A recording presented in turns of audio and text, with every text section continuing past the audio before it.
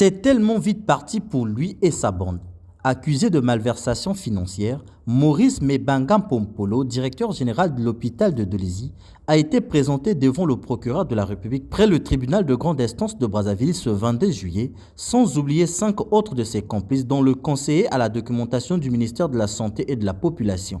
Suite à une dénonciation relative aux malversations financières constatées à l'hôpital général de Dolisie, une enquête de flagrance a été ouverte à la centrale d'intelligence et de documentation de Brazzaville.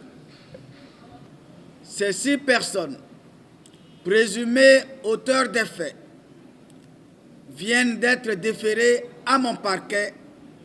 Il s'agit de Mebanga Pompolo Maurice, directeur général de l'hôpital général de Dolisie, Andessa Charles, ancien gestionnaire des crédits de l'hôpital général de Dolisie,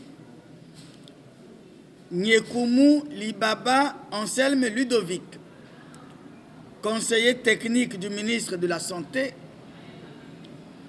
Bakale Gérard, conseiller à la documentation du ministre de la Santé, Balombela Makassi Ruffin, directeur économique et financier de l'hôpital général de Dolisie, Avungu Sofoni Parfait, administrateur des SAF à l'hôpital général de Louangéli-Pointe-Noire. Dans un communiqué rendu public ce lundi, André Okongakala confirme les faits qui leur ont été reprochés et rappelle ce que recommande la loi.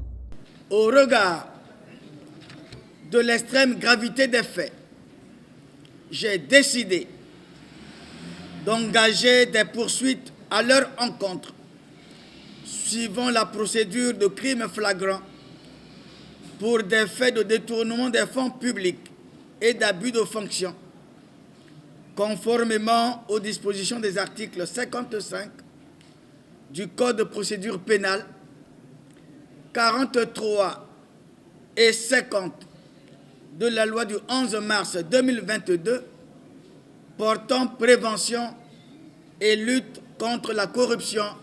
Les révélations sur ce détournement présumé de deniers publics à l'hôpital de Dolisie ont été faites par Fred Jonas Makita après son éviction au poste de contrôleur financier dans cette structure sanitaire en juin dernier. Cette affaire met à nu la gestion tant administrative et financière opaque de tous les hôpitaux du pays. Une alerte qui avait débouché sur la mission des agents de l'État sur la place avant l'interpellation de tous les concernés à la CID.